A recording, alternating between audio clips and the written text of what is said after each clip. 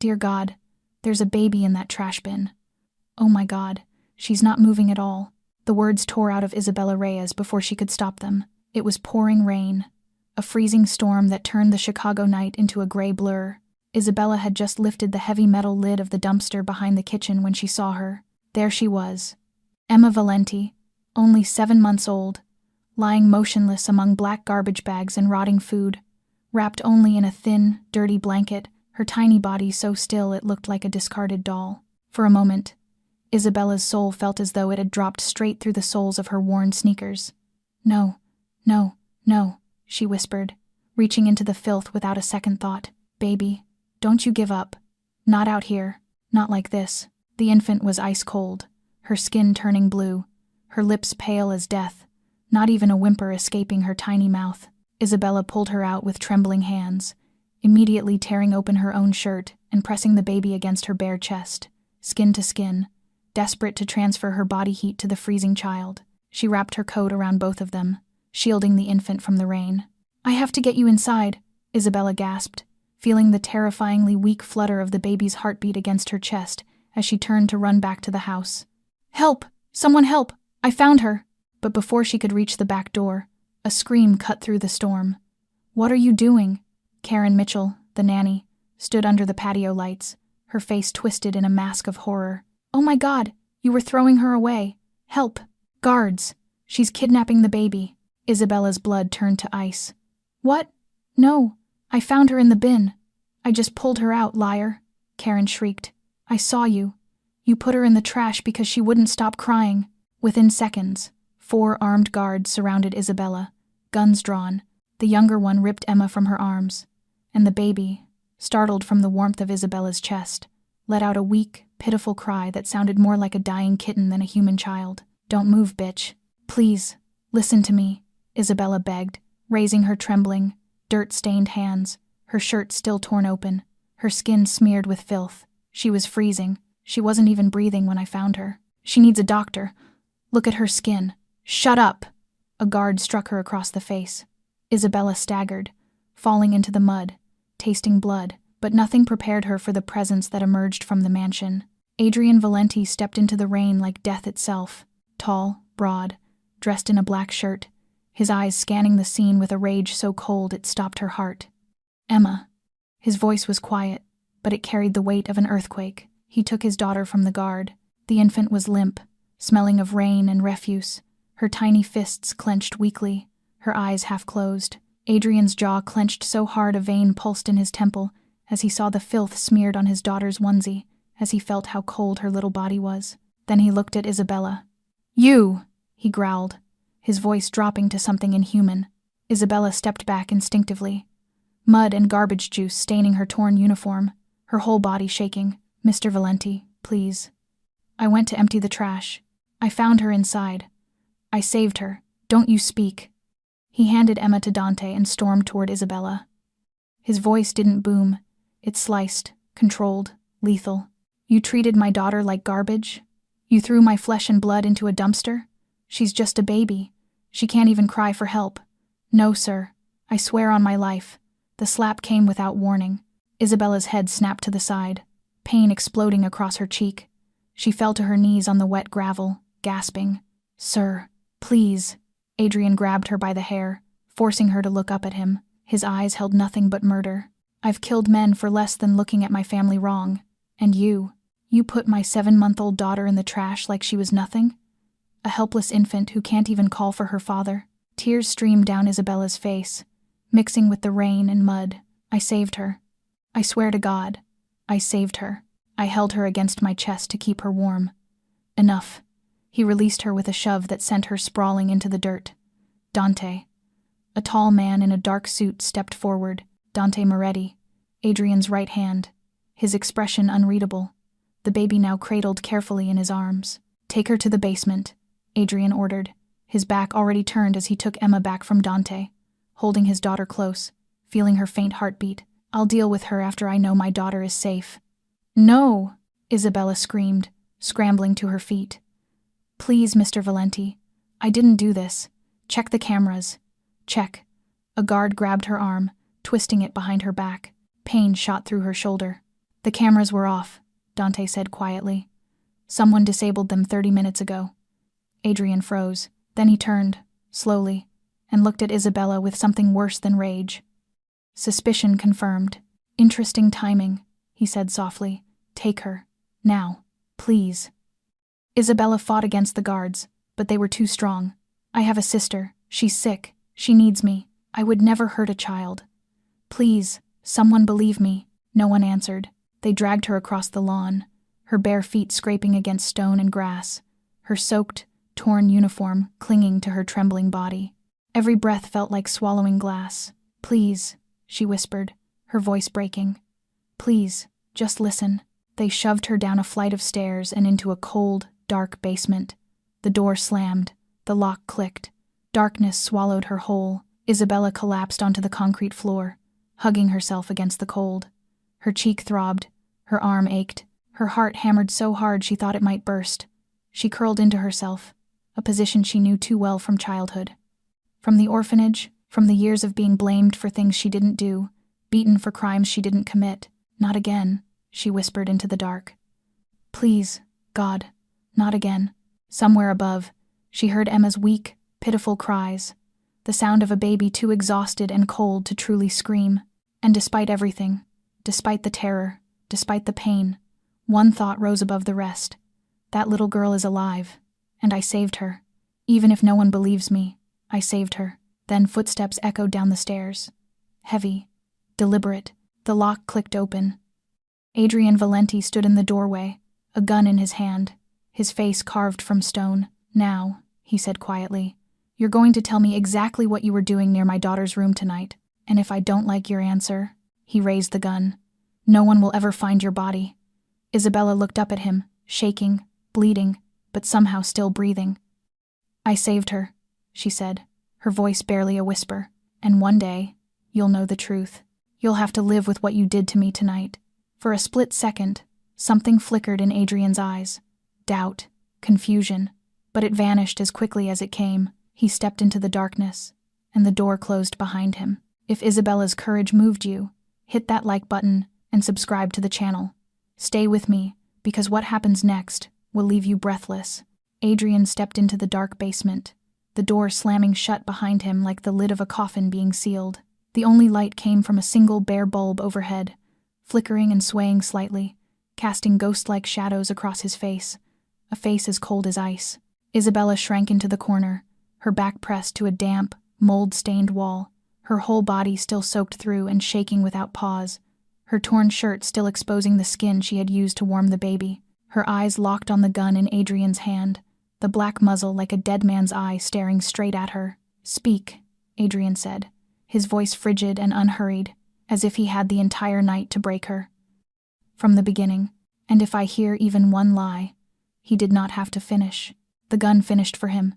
Isabella swallowed hard, her throat raw and dry, like swallowing sand. I was taking out the trash, she began, her voice trembling but fighting to stay steady. Around 11 at night, I went to empty the kitchen waste. I heard a faint sound coming from the large metal bin, so weak I almost missed it. At first I thought it was a stray animal, but when I lifted the lid, I saw her lying there, not moving, barely breathing. She was ice cold. I pulled her out and pressed her against my chest, skin, to transfer my body heat.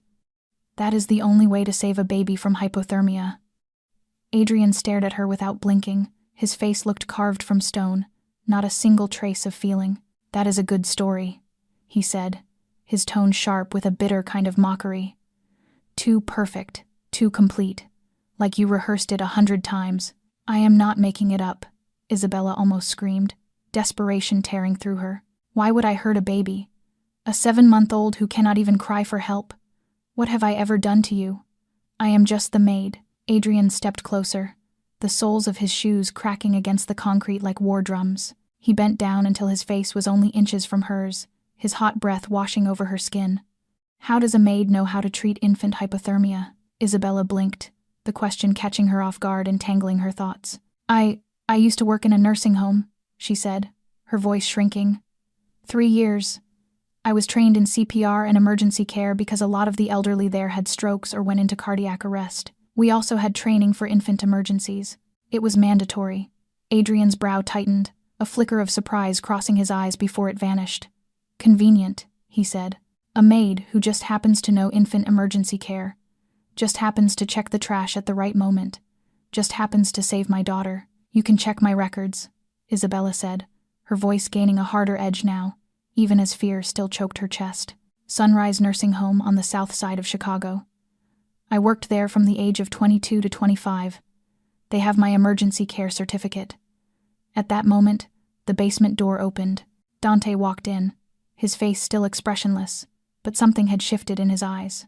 He leaned in and murmured a few words into Adrian's ear. Isabella saw Adrian's shoulders go rigid, his jaw clenched tight. "What?" Adrian snapped, turning to Dante, his voice razor cold. "The doctor just finished checking her." "Boss," Dante said, loud enough for Isabella to hear. "She has severe hypothermia. Her core temperature was dangerously low. The doctor said if she had been out in that cold 5 minutes longer, her organs would have started shutting down. For a baby that young." He paused, his voice dropping. 1 or 2 more minutes and she would have been dead. The doctor also found traces of sedatives in her blood. Someone drugged her before putting her in that bin. He did not finish, but the silence that followed was heavier than any words. Isabella let out a breath she did not realize she had been holding, a thin thread of hope sparking in her chest. "You see? She really almost died. I saved her. I held her against my body to keep her alive. I have no reason to hurt her at all." But Adrian did not turn back to look at her. He stood there with his back to her, his shadow stretching across the concrete like a black tower. When he spoke again, his voice was still steel cold. "Someone still shut off the cameras," he said slowly. 30 minutes before she was found in the bin. "That person has high-level access. And you," he turned, his deep black eyes cutting straight through her, as if he could read every thought inside her skull. "You could be an accomplice. Maybe someone hired you to do this. You threw her away. Then you play the hero who saves her." "No," Isabella screamed, tears spilling out. "I do not know anything about the cameras. I do not have any access code. I do not even know the Wi-Fi password in this house." Adrian watched her for a long time, the silence pressing down until it felt impossible to breathe. Then he turned to Dante. "Call the police," he said, his voice like a death sentence. "Hand her over to them. Attempted murder of a Mafia boss's infant daughter." He walked toward the door without looking back. "She will rot in prison." The police car came to a stop in front of Cook County Jail at nearly 4 in the morning. Isabella was yanked out, her hands cuffed tight behind her back, her maid's uniform still damp and torn, reeking of sour garbage and rain, mixed with the metallic stink of dried blood on her lips. She staggered forward between 2 officers, her bare feet scraped and raw against the dead-cold concrete. Inside, the fluorescent lights burned so harshly they made her eyes ache after so many hours buried in the basement dark. Intake unfolded like a nightmare with no waking point. They took her fingerprints, photographed her with a number placard pressed against her chest, and confiscated everything she carried, including the cheap bracelet Lucia had given her for her birthday last year. A heavy-set female guard with a face as cold as loose change tossed her an orange jail uniform and barked an order. "Change." 2 minutes. Isabella peeled off the soaking clothes, her hands shaking so badly she could barely manage the buttons. When she was led into the holding area, a murmur rose like surf. "That's her." A shrill woman's voice sliced through from somewhere. The one who tried to kill Valenti's baby girl. Isabella kept her head down, forcing herself not to look at anyone, but she could feel dozens of eyes drilling into her back. They shoved her into a shared cell with 5 other women. The moment she stepped inside, the steel door slammed shut behind her. Less than 10 seconds later, a punch from behind sent her sprawling face first onto the concrete. "Trash," someone snarled. A large woman with tattoos crawling up and down her arms grabbed Isabella by the hair and hauled her upright. "You think you can touch a baby? A 7-month-old infant? People like you don't deserve to live." Isabella barely had time to register what was happening before the second blow landed, a kick driving into her stomach. She folded in on herself, air gone, lungs refusing. Then the third. The fourth. Savage laughter rippled around her while she writhed on the floor, arms over her head, trying to protect her face. Blood streamed from her nose, mixing with tears and grit. And in that instant of pain, memory burst through her like floodwater. Isabella was back in the dim room at St. Mary's Orphanage, where the matron had lashed her with a leather belt over something that had gone missing, something Isabella had never taken. She felt again what it was to be 7 years old, curled tight in a corner, crying without sound, wondering why she was being punished for a crime she did not commit. 20 years later, she was still paying for sins that were never hers. "Enough," a curt voice snapped. The blows stopped. Isabella pried her eyes open and saw a female guard standing beyond the bars, her face blank and indifferent. She did not step in to intervene. She only watched, as if she were enjoying a cheap show. "Go to sleep," she said, and walked away, her footsteps echoing down the empty corridor. That night, Isabella lay curled on the lowest bunk, every breath a knife sliding in and out of her ribs. She did not dare sob out loud, letting the tears seep silently into the thin pillow. In the dark, she thought of Lucia, her little sister lying in their cramped apartment on the south side, her fragile heart beating in uneven, frightened pulses, waiting for a surgery that now would never come. $200,000, a number Isabella had been scraping together for 5 years, and still she was only halfway there. And now, here in jail with an attempted murder charge hanging over her, she knew every hope had dissolved into smoke. "I'm sorry, Lucia," she whispered into the dark. "I broke my promise." Suddenly, a hand touched her shoulder. Isabella jerked around, her heart hammering. A middle-aged woman with graying hair sat on the bunk beside her, eyes glinting in the darkness. "Hey, kid," the woman whispered, her voice rough and thick as if she had smoked her whole life. "I'll give you a piece of free advice." Isabella said nothing, only stared. The woman leaned closer, her breath heavy with the stench of cheap cigarettes against Isabella's face. "Valenti bought this whole jail," she said, each word punching into Isabella's chest. "The guards, the inmates, even the warden, all of them belong to him." She paused, a half-smile creeping across her wrinkled face. "You're not going to live long enough to see your court date, kid." 3 days inside the jail passed like 3 years. Isabella survived each hour by avoiding every gaze, pressing herself into whatever corner she could find, and swallowing her tears back down her throat each night. The bruises on her body had shifted from purple to a deep blue-black, and every movement throbbed as if 1,000 needles were being driven into her flesh, but no physical pain compared to what she felt when she saw Lucia walk into the visiting room. Her sister was thinner than the last time Isabella had seen her, her cheeks sunken, her skin pale as paper, moving slowly with a labored breath that seemed to weigh on her chest. Lucia sat on the other side of the dividing glass, lifted the internal phone, and tears immediately spilled over. "Sister," Lucia sobbed, her voice breaking through the receiver. "Look at you. What did they do to you? Your face." Isabella raised a hand to touch the bruise along her cheekbone and forced a smile. "It's okay, sweetheart. I just fell. It looks worse than it really is." "Don't lie to me," Lucia cried harder. "I know they beat you. I know everything. Why is this happening? You didn't do anything wrong." Isabella swallowed, her throat clenched tight.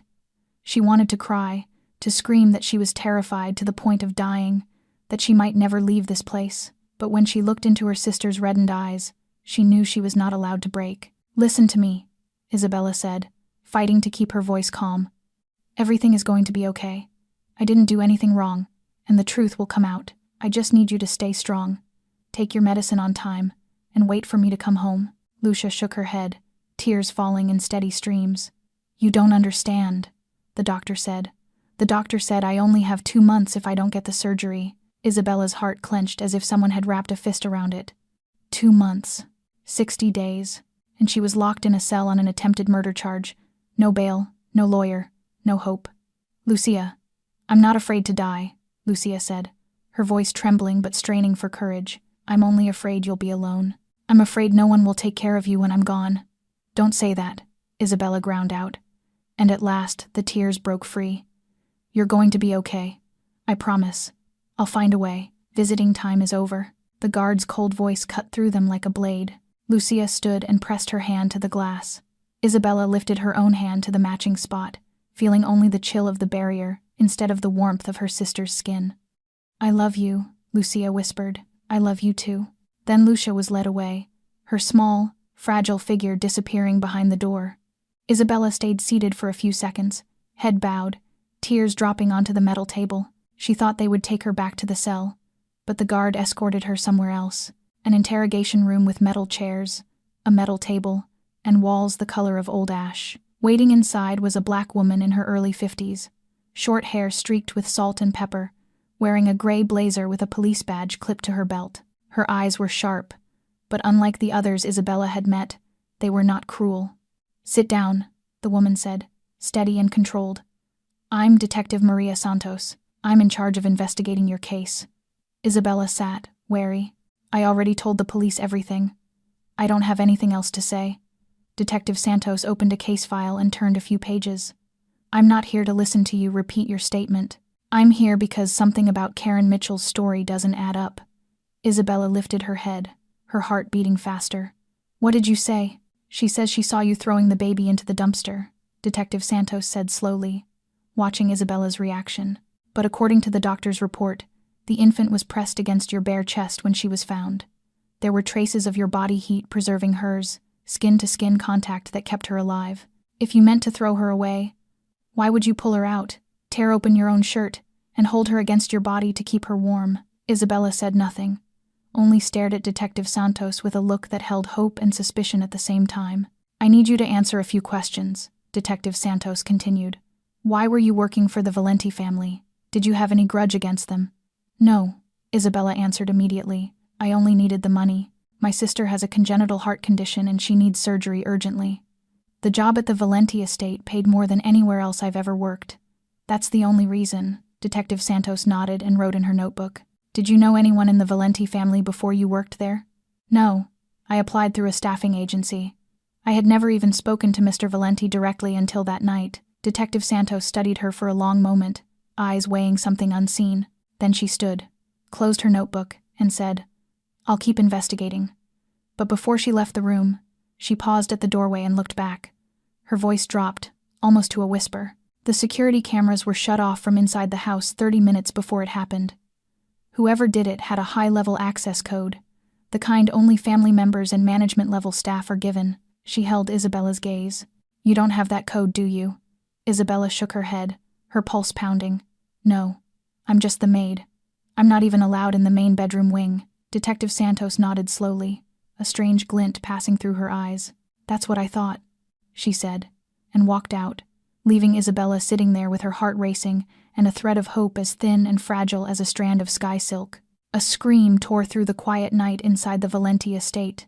Not a scream, exactly, but something worse, a high-pitched, desperate wail that only a terrified infant could make. Adrian jolted upright, barefoot, sprinting down the hallway toward Emma's nursery. When he burst in, his 7-month-old daughter was thrashing in her crib, her tiny face drenched in tears, her eyes wide with terror, her small fists flailing at invisible demons. "Baby, baby." Adrian reached down and pulled her into his arms, feeling her small body shaking violently against his chest. "I'm here. You're safe. It's okay." But Emma would not stop crying. She arched her back, pushing against him, her wails growing louder, more frantic, as if his touch brought no comfort at all. Adrian tried everything, rocking her, humming, walking around the room, but nothing worked. The baby screamed until her voice grew hoarse, until her little body was drenched in sweat. This was the 4th night in a row. Every night the same screaming, crying, inconsolable terror, and the part that unsettled him most was what the new nanny had told him that morning. "She keeps reaching for the door, sir," the nanny had said nervously. "Every time someone walks in, she looks up like she's expecting someone else, and when it's not that person, she cries harder." Adrian held Emma tighter, his chest feeling as if something sharp had been driven straight through it. He remembered the night it happened, how when the guards had ripped Emma from Isabella's arms, the baby had let out that same desperate cry, as if being torn from the only safety she knew. Victims don't cling to the person who hurt them. A 7-month-old doesn't know how to pretend. So then, he finally got Emma to sleep by sheer exhaustion, her tiny body going limp against his chest, her breathing still hitching with the echoes of sobs. He laid her gently in the crib, and even in sleep, her small hand reached out toward nothing, fingers grasping at empty air. He went downstairs to his study, where Dante was already waiting with a thick file in his hands.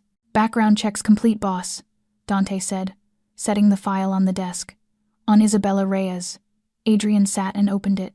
Each page felt like a slap across his face. Isabella Maria Reyes, 27, born in Chicago. Orphaned at 7, raised in St. Mary's Orphanage until she turned 18. Worked at Sunrise Nursing Home for 3 years. Highly rated for diligence and dedication. Trained in emergency care, including infant CPR and hypothermia treatment. then moved into domestic work for wealthy families to earn higher pay. Reason: supporting her sister Lucia Reyes, 22, born with a congenital heart condition, urgently needing surgery costing $200,000. No criminal record, no history of violence, no ties to any enemies of the Valenti family. She's completely clean, Dante said quietly. No motive, no violent past, nothing. Just a poor girl trying to save her sister. Adrian slammed the file shut, jaw clenched so hard it ached. Something was wrong, something he had missed. "Brother," a familiar voice called from the doorway. Marcus Valenti walked in, his usual smile fixed in place, his expensive suit without a single wrinkle. Adrian's younger brother had always been the picture of polished perfection, but tonight Adrian watched him with different eyes. "I heard the baby had another episode," Marcus said, dropping into the chair across from him without being invited. "Poor little thing. That's heavy trauma for someone so young." "She'll be fine," Adrian answered curtly. "Oh, by the way," Marcus leaned forward, voice lowering, "I heard that Maid is still alive in jail. You should finish it. Kill her. Make an example out of anyone who thinks they can touch the Valenti family." Adrian stared at him, saying nothing. "Think about it," Marcus went on. "Letting her live only creates problems. She could talk to the cops, she could cause a scandal, kill her, bury her somewhere, and it's done." "Why are you so eager?" Adrian asked, his voice ice-cold. Marcus blinked, briefly startled. "What?" "I asked why you're so eager to see that girl dead. She didn't do anything to you." "I'm just looking out for you," Marcus said quickly, the smile still there but his eyes flickering. "Looking out for Emma, looking out for our family."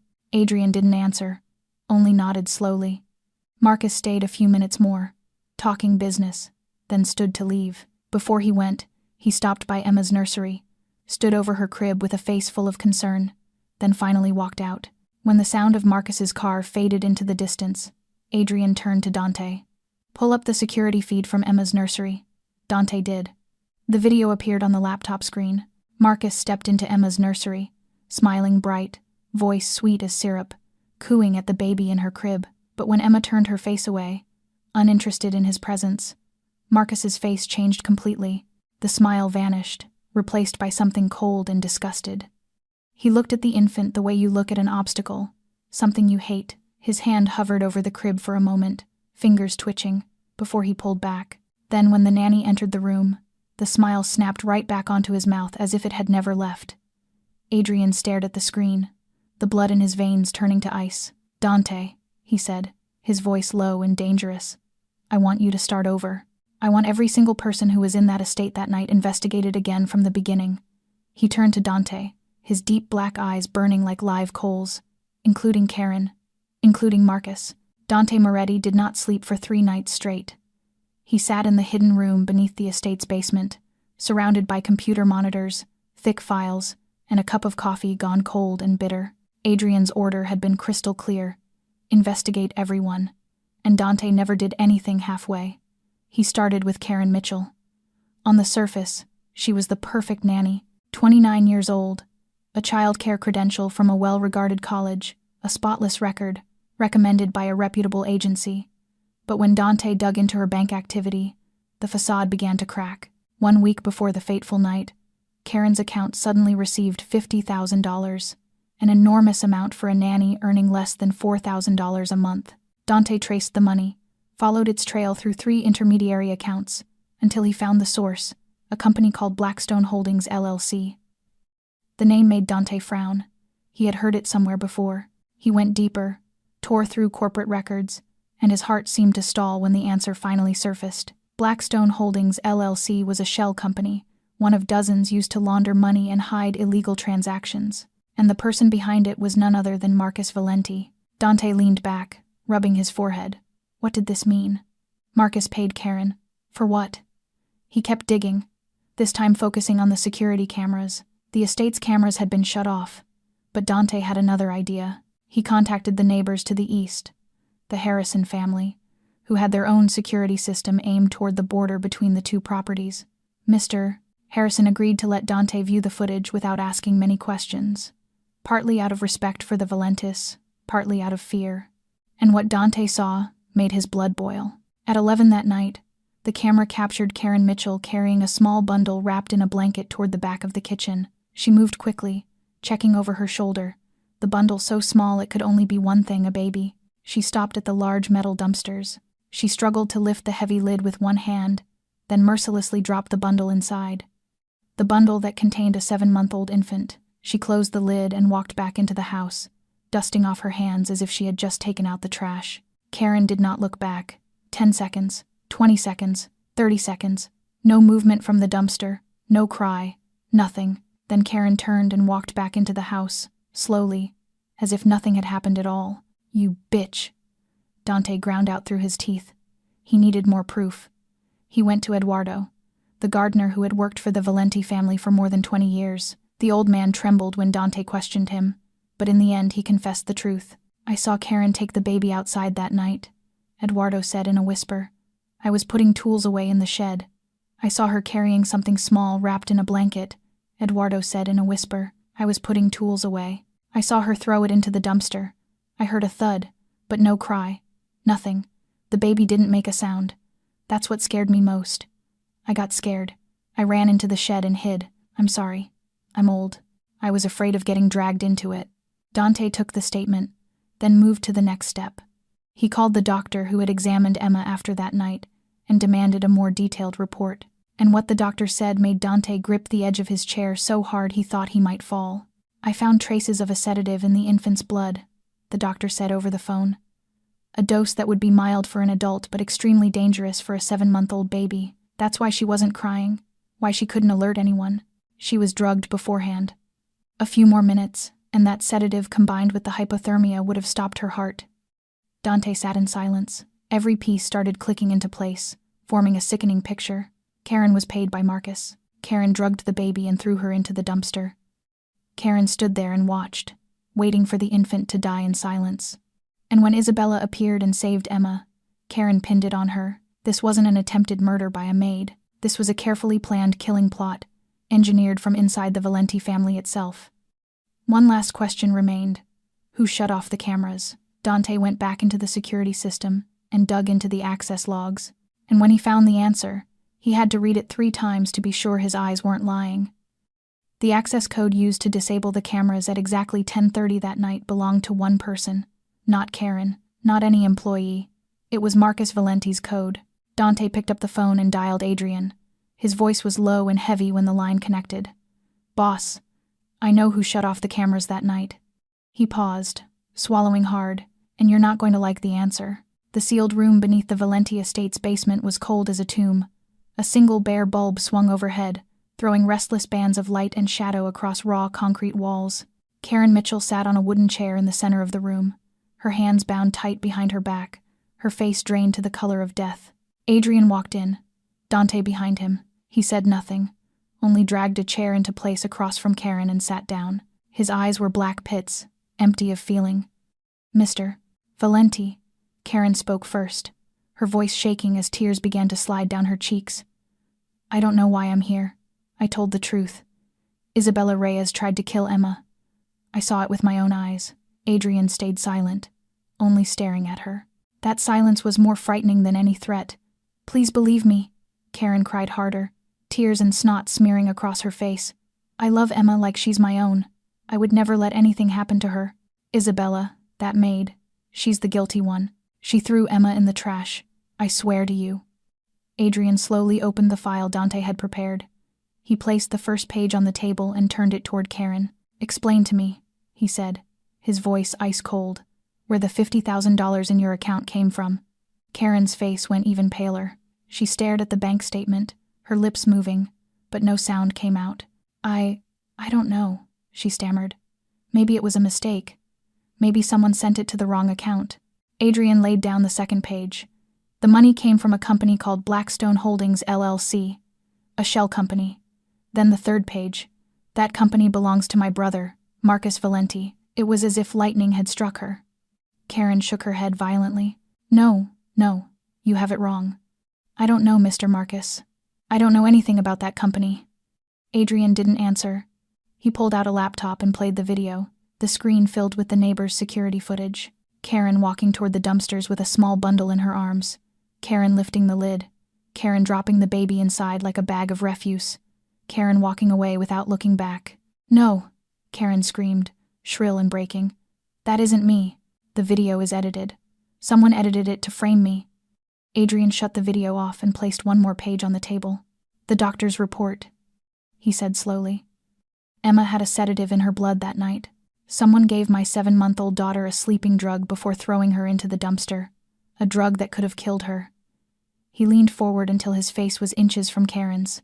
"You expect me to believe Isabella Reyes, a maid who's only been working here for 6 months, somehow got her hands on a sedative, snuck into my daughter's nursery, drugged a baby, carried her outside, threw her in the dumpster, then pulled her out and held her against her bare chest to keep her alive just to play the hero?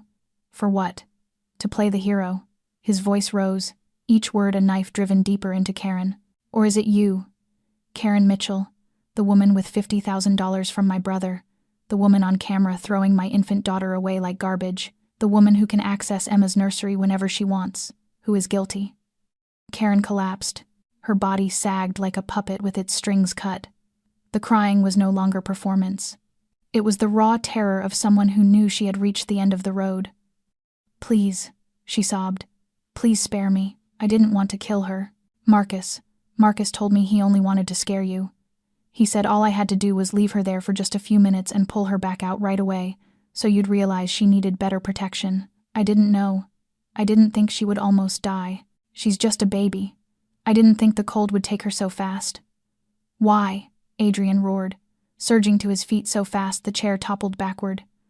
"Why would my brother want to hurt my daughter?" Karen trembled, tears pouring like a river. He said if there's no Emma, you won't have an heir. He'll be the one to take over everything when you die. He said the Valenti Empire should have been his from the beginning, but your father chose you only because you're the oldest." She paused, gulping air. "Marcus said Isabella was the perfect prey.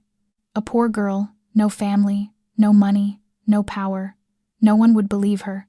You would kill her, and it would all be over. No one would ever know the truth." Adrian stood there, motionless as stone, but his hand began to shake, not from fear, but from rage building like a volcano about to split the earth. "That bastard," he ground out, his voice the low thunder before a storm. "That bastard almost killed my daughter. My 7-month-old daughter who can't even cry for help. And I..." He slammed his fist into the table, the sound exploding through the room like a gunshot, "and I threw the woman who saved my child into jail. I beat her. I let people almost kill her in there for a crime she never committed." He turned to Dante, his eyes burning like open flame. "Where is Marcus?" Dante glanced at his phone, his voice low. "Our sources say he's at the private airfield on the south side of the city. His jet is scheduled to take off in 2 hours. Destination, Mexico." Adrian strode to the weapons cabinet on the wall, unlocked it, and took out the silver-plated pistol his father had left behind. He checked the magazine, then tucked the gun into his waistband. "Get the car ready," he told Dante, his voice steel cold. "I've got a trip to make." The black Rolls-Royce tore through the Chicago night like a hunting beast. Adrian sat in the back seat, his face swallowed by shadow, his eyes burning like 2 live coals. Dante drove, glancing at his boss now and then through the rearview mirror, but he did not dare speak. Midway Executive, a private airfield on the southern edge of the city, was familiar ground for the wealthy who wanted to come and go without being seen. When Adrian's convoy poured onto the runway, Marcus's private jet was already powered up, ready to lift off. But it was too late. 5 black SUVs blocked the strip, and more than 20 of Adrian's gunmen locked the plane inside a ring that could not be broken. Marcus descended the aircraft stairs, surprise flashing across his face before it settled back into that practiced calm. He stood there in a black suit, hair slicked smooth, looking more like a successful businessman than a man who had just plotted to kill his own infant niece. "Brother," Marcus said, a half-smile curling his mouth. "Here to see me off? No need. I'm just taking a little vacation for a few weeks." Adrian stepped out of the car and walked toward him, slow, measured, not speaking until he was less than 3 meters away, close enough to see the beads of sweat on Marcus's brow despite the winter night that cut like a blade. "Karen told everything," Adrian said, his voice low and dangerous. $50,000, the shell company, the sleeping drug, all of it. The smile died on Marcus's lips.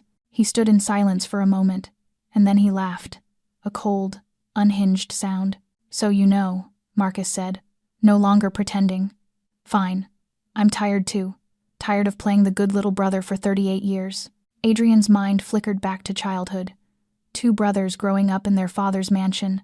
Marcus always the one behind, the one measured against him, the one never quite enough. Adrian can do it. Why can't you? Their father had said hundreds of times, and each time Adrian had watched Marcus's eyes darken a little more. You think you deserve everything? Marcus roared, bitterness spilling out raw. This empire, this power, this respect? What did you do to earn it? You're just the oldest son. You were born 2 years before me. That's all. But father chose you, left everything to you, and I had to live my whole life in your shadow. He took a step forward, eyes bloodshot. I worked like a dog. I killed for this empire. I sacrificed everything. And what did you have? You had Emma, a daughter, an heir. And me? I had nothing. When you die, everything goes to that baby. I stay Adrian Valenti's brother forever, the shadow standing behind you. Nothing more. So you plan to kill my daughter? Adrian asked, his voice ice cold. A 7-month-old baby? So there would be no heir, so you could take it all? Marcus let out a sharp, ugly little laugh. A perfect plan, right? The baby dies. You have no heir. And that poor maid becomes the scapegoat. Who would believe an orphan against the Valenti family? She rots in prison. You suffer with your loss, and I stand beside you and comfort you like a good brother. Then when you collapse, I take everything. He tilted his head, the smile on his face turning poisonous. It was so easy. A little sedative in her milk, wrap her in a blanket, drop her in the trash. She couldn't even cry for help. She would have just stopped breathing. Quiet, clean, no evidence. His eyes gleamed with something inhuman. But that woman had to find her. Ruined everything. Adrian said nothing. In him, the rage had passed the point of boiling and become something colder, more dangerous, the stillness before the storm breaks. Marcus seemed to feel it. He took a step back, his hand sliding slowly inside his suit jacket. You going to kill me, brother? Marcus asked, his voice trembling. Kill your own blood? I'm considering it, Adrian replied. In the next instant, Marcus yanked a gun from his jacket and aimed it straight at Adrian. But before he could pull the trigger, a shot cracked from behind. The bullet tore through Marcus's wrist, and the pistol flew away. Marcus screamed and dropped to his knees on the runway, blood spilling from the wound. Dante stepped out of the darkness, the gun in his hand still smoking. I had you lined up from the start, Dante said coldly. Boss's order. Adrian walked up and stood over Marcus as he writhed on the ground, looking down at his brother with eyes that held no love at all. Death is too easy for you, Adrian said. I'm not going to kill you, Marcus. I'm going to do worse. He turned to Dante. Exile him. Erase him in the world we live in. From now on he is no longer Valenti. No name, no money, no power. If he sets foot back in Chicago, kill him without questions. Marcus looked up, terror filling his face. You can't do that. I'm your blood. You died to me the moment you touched my daughter, Adrian said. She's 7 months old. She can't even call for her father. And you tried to kill her like she was nothing. He turned his back and walked away. He got into the car and left Marcus's screams echoing into the night. On the drive back, Adrian stared at the watch on his wrist. 3 a.m. Isabella was still in jail. She had been there nearly 2 weeks, beaten, humiliated, abandoned by the whole world because of him. Adrian Valenti, the feared Chicago Mafia boss who had killed countless enemies without a tremor in his hand, sat in the darkness with his fists clenched tight. And for the first time in his life, he did not know what words could possibly be enough to ask forgiveness from another human being. The iron gate of Cook County Jail swung open with a shriek of metal on metal. Isabella Reyes stepped out, squinting into the morning sunlight she had not seen in 2 weeks. She wore the same old clothes they handed back at release, a wrinkled shirt and jeans worn thin at the knees. But fabric could not hide the bruises blooming along her arms, the long scrape on her neck, or her swollen mouth still marked by what the jail had done to her. She walked slowly, one careful step at a time, as if her legs had forgotten how to move on free ground. The brightness stung her eyes, or maybe it was the tears she had forced down for 14 straight days and nights, finally finding their way out. And then she saw him. Adrian Valenti stood beside a gleaming black Rolls-Royce. Gray suit, hair slicked neat, looking more like a polished businessman than the Chicago Mafia boss who had almost destroyed her life. He watched her with a face she could not read. black eyes fixed on her as she came through the gate. Isabella hesitated for a fraction of a second when she recognized him. Her heart sped up, not from fear, but from the fury rising deep in her chest. She remembered his slap. She remembered his hand in her hair. She remembered his cold voice ordering her into the basement. She remembered 2 weeks of hell inside that jail. The beatings, the humiliation, the daily threats that she would be killed before she ever saw a judge. She met his eyes for 1 second, then turned her head and kept walking as if he were nothing more than a streetlight. Isabella. His voice called after her. She did not stop. Isabella, please stop. She kept going. Faster now. Footsteps hurried behind her. Please, just let me speak. His hand touched her shoulder, and that was the last drop. Isabella spun around. Her arm swung up, and the slap cracked loud across the parking lot outside the jail gate. Adrian Valenti, the feared Chicago Mafia boss no one dared look in the eye, stood there and took it. He did not dodge. He did not strike back. He did not say a word. "You have the nerve to stand here," Isabella shouted, her voice breaking open with every ounce of pain and rage that had been piling up for 2 weeks. "You have the nerve to look at me after what you did." She stepped closer and stabbed a finger toward his face. "You almost ruined my life. You hit me. You locked me in a dark basement.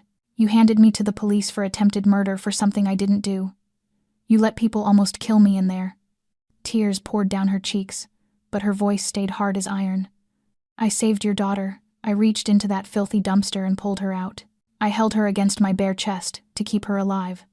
A 7-month-old baby who couldn't even cry for help. And you slapped me. You knocked me down. You called me a murderer." She stopped, panting, her chest rising and falling. "Do you even know what I went through these 2 weeks? Do you know what they did to me in there? Look." She yanked up her sleeve, exposing the mottled bruises. "This is what your bought inmates gave me. This is the price I paid because you believed a snake instead of using your head to think." Adrian did not move. His eyes darkened, but he offered no excuse. He only stood there and took each word as if it were a blade driven into his chest. "I know," he finally said, his voice low and hoarse. "I know I was wrong. I don't have anything to defend myself with. I just wanted to." He reached into his inner jacket pocket and pulled out a thick envelope, holding it out to her. "This is compensation for what you suffered. And the cost of your sister's surgery. It's all in here. $250,000. Isabella looked at the envelope, then lifted her gaze to his face. 1 second, 2, then she laughed, bitter and cold. "You think money can buy my dignity?" She snatched the envelope from his hand and hurled it straight into his face. Bills scattered into the wind, fluttering down like autumn leaves. "I don't need your dirty money," Isabella said, her voice trembling but proud. "I'm not something you can buy. I don't sell my dignity to anyone, not even the Chicago Mafia boss." She turned her back and walked away without looking back. Adrian stood in the parking lot with money swirling around his shoes, watching the small figure of the woman he had once thought no more than an aunt. And for the first time in his life, he felt small. Isabella had gone only a few dozen meters when the phone in her pocket began to ring. She pulled it out, saw Lucia's name, and answered, forcing her voice steady. "Sweetheart, I'm out. I'm coming home. Sister." Lucia's voice, weak and broken, cut through, accompanied by the steady beeping of a heart monitor. I'm at the hospital. I fainted this morning," the doctor said. Her voice caught. "The doctor said I don't have much time left. Can you come?" The phone almost slipped from Isabella's hand. She stood frozen in the road, shaking head to toe, the world around her collapsing into silence. "Wait for me," she whispered, her throat tight with grief. I'm coming right now." Isabella ran through the streets of Chicago as if her life depended on it, her heart battering wildly inside her chest, because in a way it did. She had no money for a cab, no car, nothing but legs worn down to the bone after 2 weeks in jail, and still she ran, step after step, sweat mixing with tears on a face still bruised and swollen. Cook County Hospital rose ahead of her like a white fortress. She burst through the glass doors, nearly colliding with a nurse, and gasped out a question about the emergency room. She found Lucia on a hospital bed, her small body nearly swallowed by wires and machines, the heart monitor chiming in steady beeps, slow and measured, as if counting down the last seconds of a life. "Lucia," Isabella whispered, dropping to her knees beside the bed and gripping her sister's icy hand. "I'm here. I'm sorry I wasn't with you." Lucia opened her eyes, dulled by exhaustion, but she still tried to smile. "You're out? Are you hurt?" Even now, her sister worried about Isabella instead of herself. Isabella bit her lip, forcing a sob back down. "I'm fine. You're the one we have to worry about. You're going to be okay. Listen to me." "Miss Reyes." A doctor's voice came from behind. Isabella turned to see a middle-aged man in a white coat, his expression grave, and he motioned her into the hallway. "Your sister's condition is extremely critical," he said plainly, without softness. "Her heart is failing faster than we expected. If she doesn't have surgery within 48 hours, I'm afraid that he did not finish." But Isabella understood. "Do the surgery now," she said, her voice tight and breaking. "Do whatever you have to do." The doctor looked at her with pity. "The cost of the operation is $200,000, Miss Reyes. The hospital needs at least 70% paid up front before we can proceed. $200,000. The number rang inside Isabella's head like a funeral bell. She did not have $200 in her pocket at that moment, so how could she have 200,000? She walked out of the hospital and collapsed onto the steps, her head in her hands. She thought of everyone she knew, every place she could possibly borrow from. She called her former supervisor at the nursing home and was refused. She called a few old co-workers, and no one picked up. She called the bank and was laughed at because she had no collateral. No one lends money to a girl fresh out of jail. No one believes someone branded with attempted murder of a Mafia boss's baby. She was drowning in desperation when a familiar black car pulled up in front of her. Dante Moretti stepped out, an envelope in his hand. "Miss Reyes," he said, his voice low. "I picked this up in the parking lot this morning." Isabella recognized the cash envelope she had thrown into Adrian's face. Her hands shook as she took it, opened it, and counted. $50,000. Only 50,000. The rest had scattered into the wind or been scooped up by strangers. She was still short 150,000. Isabella stared at the money, then stared at her phone. She had one last option. She opened her contacts and found a number she had saved long ago but never dared to call. The number of a loan shark on the south side. A man people whispered would lend to anyone, as long as they were willing to pay with their life if they could not repay. Her finger trembled as she hit call. "Hello?" The voice on the line was cold as ice. "I want to borrow $150,000, Isabella said, her voice breaking apart. "I'll do anything. Please hang up." A familiar voice spoke from behind her. Isabella turned, her heart stalling. Adrian Valenti stood there, black suit, face hard as stone, but his eyes were different from the last time she had seen him. "What are you doing here?" Isabella asked, wary. "I paid for your sister's surgery," Adrian said, his voice low. "All of it. The doctor is preparing the operating room." Isabella stood rooted to the ground, unable to believe what she had heard. "What? $200,000, Adrian went on. "Paid in full. Your sister will have surgery within 1 hour." Tears spilled out, beyond her control. Isabella did not know whether she was crying from relief, from anger, or from both at once. "Why?" she asked, her voice strangled. "What do you want from me? You want me to owe you? You want me to be your debt slave for the rest of my life?" Adrian shook his head slowly. "I don't want anything." "Then why?" Isabella almost shouted. "Why do this after everything you did to me?" Adrian was silent for a long time. His gaze dropped to the ground as if searching for the one set of words that would not sound like a lie. "Because it's the right thing," he finally said. "Not so you'll forgive me. I know I don't deserve forgiveness. I'm doing it because you deserve to save your sister, because you saved my daughter when no one else did." He lifted his eyes to her, and in them was something Isabella had never seen in this Mafia boss: remorse. "This isn't a debt," Adrian said. "No conditions, no strings. You don't owe me anything." Before Isabella could say another word, a nurse hurried out. "Miss Reyes, we're taking your sister into surgery. Do you want to see her before the operation?" Isabella turned and ran inside without another word to Adrian. She held Lucia's hand one last time before the operating room doors closed, whispering love and promises into her sister's ear. And then she sank to her knees in front of that door, hands clasped, lips moving with silent prayers. "Please, God, save my sister," she whispered.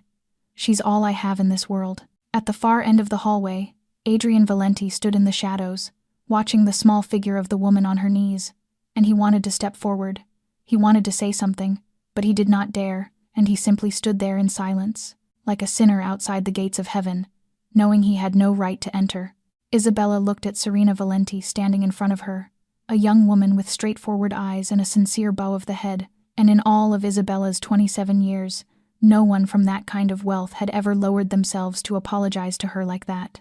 "I don't know what to say," Isabella finally replied, guarded. "You came to apologize, but can an apology erase what I went through?" Serena lifted her head, her gaze steady. "No, and I know that. An apology can't erase the bruises on your body, can't give you back those 2 weeks in jail, can't heal what my brother did, but I didn't come here only to say I'm sorry." She paused and took a deep breath. "I came because of Emma." At that name, something sharp tightened in Isabella's chest, and she remembered the baby's still body when she first pulled her from the dumpster, the tiny fist that had gripped her finger when the infant finally stirred, the weak whimper in the rain that night. "How is Emma?" Isabella asked, unable to hide the worry in her voice.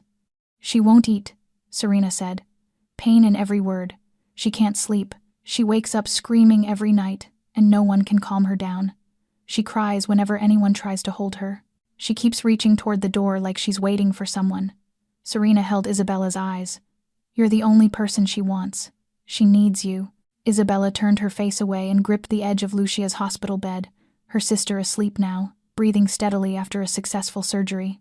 "I can't," Isabella said, her voice hardening. "I don't want to set foot in that house again. I don't want to see him. Adrian won't appear," Serena said quickly. "I promise. Just me and Emma. You don't have to see him or speak to him. You only have to come for Emma." Isabella went quiet for a long time, thinking of a 7-month-old baby waiting for her, an infant she had pulled from the filth of a dumpster, a child with no guilt in her tiny body, only fear and a need for someone who made the world feel safe. "All right," Isabella said at last. "I'll come, but only for Emma." The next afternoon, Serena brought Isabella to the Valenti estate, and when the car stopped at the gate, Isabella felt her whole body tighten, because this was the place where she had been struck and humiliated and thrown into darkness. But she drew a deep breath and stepped out anyway. Serena led her inside, avoiding Adrian's office wing, and they climbed the stairs and walked down the hallway to Emma's nursery. When the door opened, Isabella heard it first, the thin, exhausted crying of a baby who had been sobbing for too long. Emma lay in her crib, her tiny face red and tear-streaked, her small fists flailing weakly, her voice hoarse from hours of crying. The new nanny stood beside her, looking helpless and defeated. But the moment Emma's eyes found Isabella in the doorway, everything changed. The crying stopped. The baby went still, her red-rimmed eyes locked onto Isabella's face with an intensity no 7-month-old should possess. Then her little arms shot up, reaching, grasping, desperate. A sound escaped her tiny mouth, not quite a word, but close. "Ma, ma, ma." Isabella crossed the room in 3 steps and lifted the baby from the crib, pressing Emma against her chest. The infant immediately buried her face in Isabella's neck, her small body shuddering with the echoes of sobs, her tiny fingers clutching Isabella's shirt so tightly the fabric stretched. "I'm here," Isabella whispered, her voice breaking. "I'm sorry I couldn't come sooner. I'm here now. You're safe." She sank into the rocking chair by the window, cradling Emma close, feeling the baby's frantic heartbeat slowly begin to calm against her own chest. Emma would not let go. Every time Isabella shifted, the baby's grip tightened, as if releasing her would mean losing her forever. "Don't leave," Emma seemed to say with every desperate clutch of her fingers, every press of her face against Isabella's warmth. "Stay with me." Isabella didn't answer, only rocked gently, humming softly. Serena stood in the doorway watching, eyes shining with tears, then quietly slipped away and closed the door so they could have the room to themselves.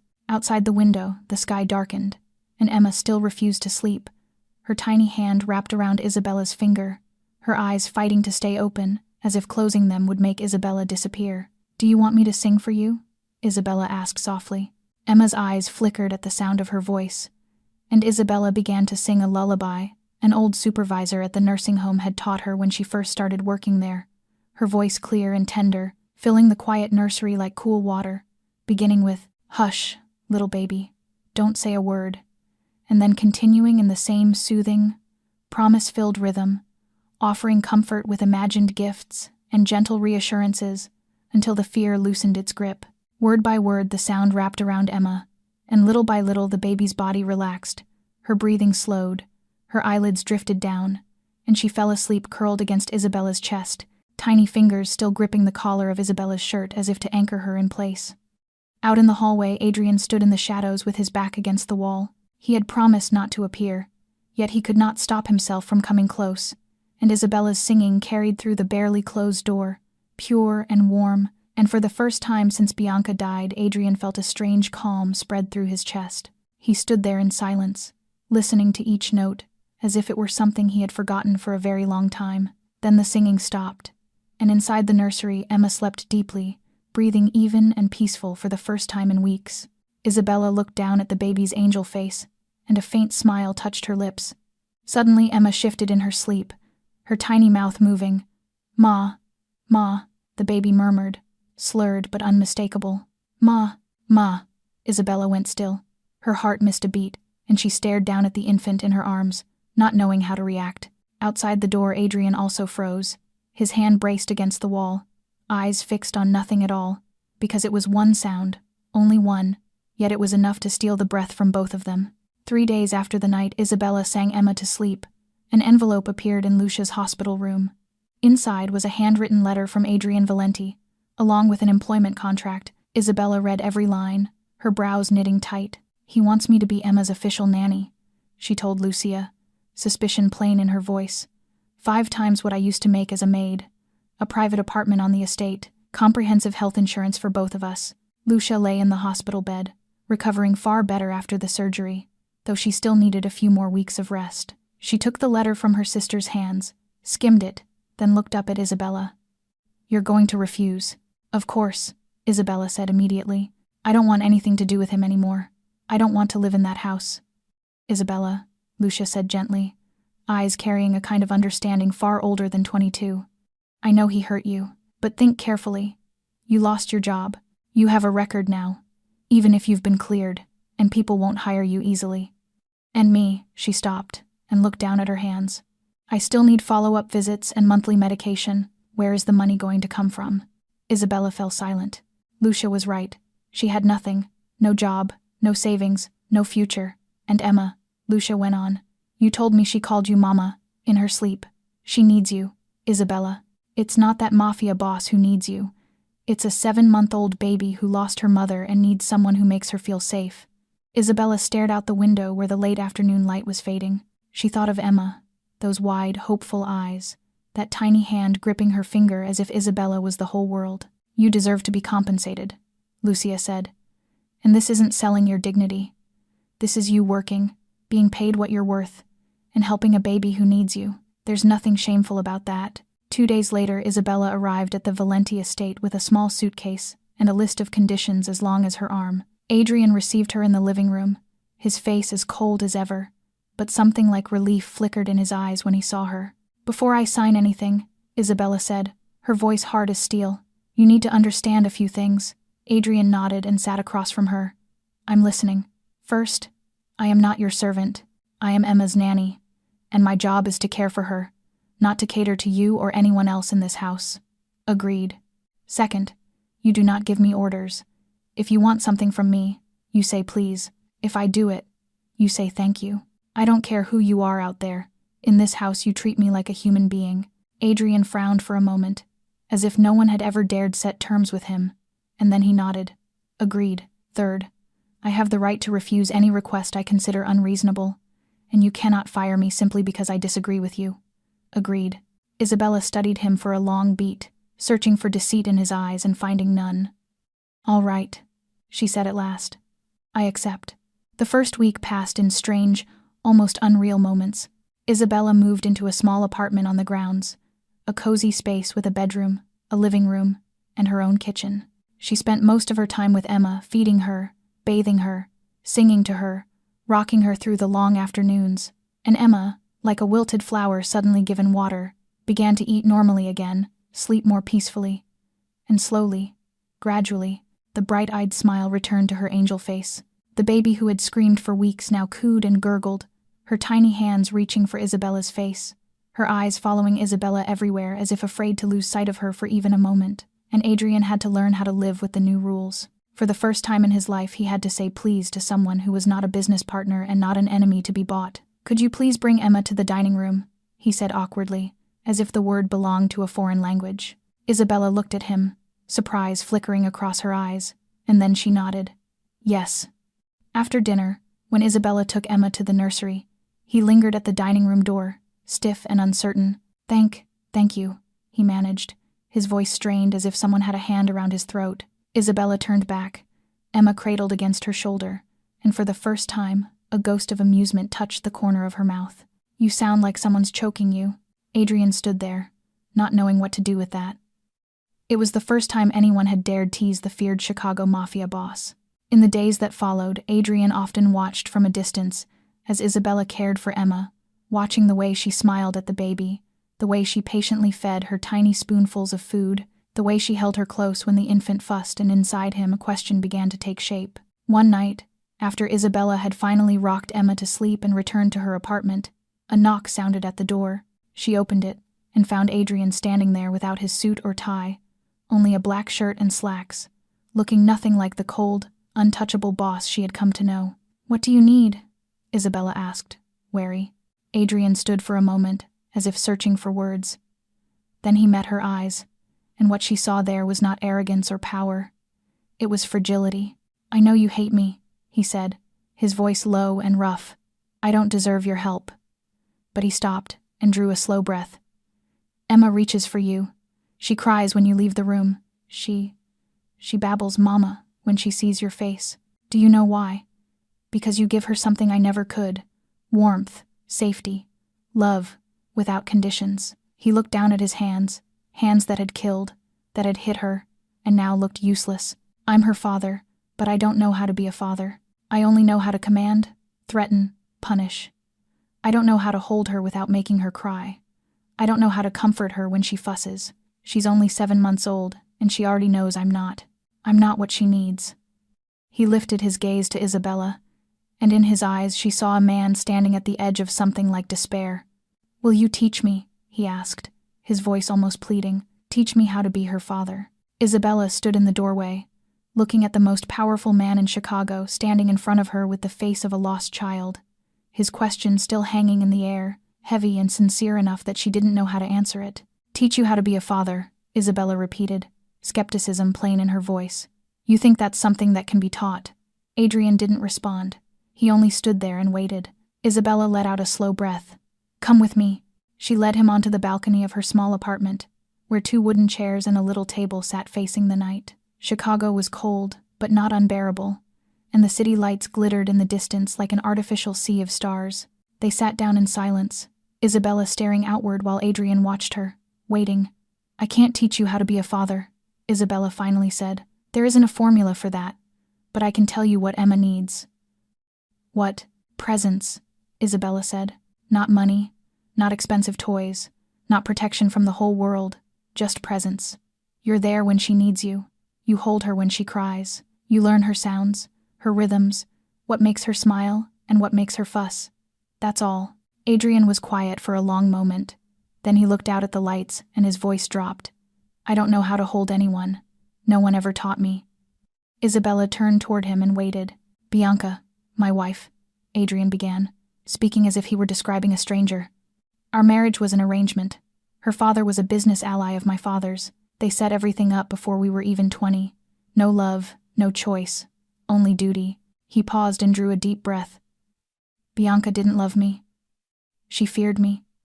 Living with me was like living in a gilded cage, and then she found someone else, someone she thought would save her from me. Who? Isabella asked softly. My enemy, Adrian said, his voice turning cold. Marco Santini, the drug boss on the north side of Chicago. She slept with him for a full year and I didn't know. Then he was assassinated by a rival crew, and Bianca was there when it happened. Isabella fell silent, not knowing what to say. I'm not grieving because I lost her, Adrian said, his voice lower now. I'm not even angry that she betrayed me. I'm only grieving because Emma lost her mother. She was only a few weeks old when Bianca died. She will never remember her mother's face, her mother's voice, her mother's touch. He turned and looked at Isabella, and me. I don't know how to fill that emptiness. I only know how to work, to kill, to build an empire. I don't know how to love. A long silence stretched between them. Then Isabella spoke, her voice gentle but carrying a deep, old ache. I was orphaned when I was 7, she said. My parents died in a car accident. Lucia and I were taken to St. Mary's orphanage. People said it was a good place, but she stopped and swallowed. The matron was a cruel woman. She beat us for anything, sometimes for no reason at all. I was beaten for eating too slowly, for sleeping too late, for looking at her the wrong way, and worst of all, when something went missing, she always blamed me. Her voice shook slightly. I got used to being framed, used to no one believing me, used to being punished for crimes I didn't commit. I thought once I grew up and left that place, things would be different. She turned to Adrian, her eyes deep and painful. But then you happened, and you did everything they did to me for 20 years. You hit me, you locked me up, you accused me, you threw me in jail for something I never did. She drew a breath, trying to keep her voice from breaking. I'm used to being disbelieved, Mr. Valenti. But you hurt me the most, because you didn't just refuse to believe me, you wanted to destroy me for it. Adrian sat there, silent, his eyes down on the ground. For the first time in his life, the feared Chicago Mafia boss had nothing to say. No defense, no explanation, only shame, heavy as stone, pressing on his chest. I'm sorry, he finally said, his voice rough. Isabella started to cut him off, but he lifted a hand. No, please let me finish. He looked up at her, and in his eyes she saw something she had never seen in this man, sincerity down to the bone. I'm not apologizing because I want you to forgive me. I know I don't deserve forgiveness. I'm apologizing because you deserve to hear it. You deserve to know that I, Adrian Valenti, know I was wrong, completely wrong, and I'll have to live with that for the rest of my life. He stood, ready to leave. Thank you for listening, and thank you for what you're doing for Emma. I don't deserve it, but she does. He walked toward the door, but Isabella's voice stopped him. Mr. Valenti. He turned back. Isabella looked at him, and for the first time since the night by the dumpster, her eyes did not hold hate, not forgiveness either. Not yet, but it was no longer pure hatred. Something had shifted. Your first lesson in being a father, she said softly. Tomorrow morning you make Emma's bottle yourself, and when she finishes, you hold her. Don't say anything, just hold her. Let her feel your heartbeat. Let her know you're there. Adrian stood there for a moment, then nodded slowly. All right, and when he left, his footsteps were a little lighter, as if an invisible weight had been lifted from his shoulders. 2 weeks passed like a dream Isabella would never have dared imagine. Each morning she woke in her warm apartment, prepared Emma's bottle, and carried her into the main dining room of the estate. But the difference now was that Adrian sat there too. This morning, when Isabella entered with Emma in her arms, she saw Adrian already waiting at the table. In front of him was a warm bottle he had prepared himself, and when Emma spotted her father, her tiny face lit up with recognition, a gurgling coo escaping her lips as she reached toward him with both hands. Adrian stood to take the baby, and what surprised Isabella was how naturally he held her now, with none of the old awkwardness. He settled Emma against his chest and offered the bottle. Here you go, sweetheart, he said, gentler than Isabella had ever heard him. Daddy made it himself. Isabella sat across from them, watching with a strange feeling tightening and softening in her chest at the same time. Because this was no longer the cold Mafia boss she had known. This was a father trying, and she could not deny that it touched something buried in her heart. Emma drank contentedly, one tiny hand wrapped around Adrian's finger, her eyes drifting between his face and Isabella's, as if making sure both of them were still there. When she finished, Adrian lifted her to his shoulder and patted her back gently, a gesture Isabella had taught him just days ago. And when Emma let out a small burp, he actually smiled. You have a good teacher, Adrian said, his eyes brushing Isabella's for a heartbeat before he looked away. An engine sounded out in the courtyard. Minutes later, Serena appeared in the dining room doorway, her college backpack slung over one shoulder, her face bright. I'm home, the 19-year-old announced as she came in. And when she saw her brother feeding Emma while Isabella sat across from them, her eyes lit with unhidden joy. Wow, Serena said, dropping into a seat beside Isabella. I leave for 2 weeks, and the whole house changes. Adrian is actually eating breakfast with Emma. No phone, no Dante reporting work. Do you want me to throw you out? Adrian asked, but his voice held none of its usual threat. Serena laughed and leaned close to whisper into Isabella's ear. What kind of magic did you do on him? I've never seen him like this. Isabella didn't answer, only smiled. That afternoon, another visitor came. Lucia arrived, discharged from the hospital, but still moving slowly. The 22-year-old stepped into the estate timidly, eyes wide as she took it all in. Isabella. It's so huge, Lucia whispered, as Isabella walked her through the halls. You really live here?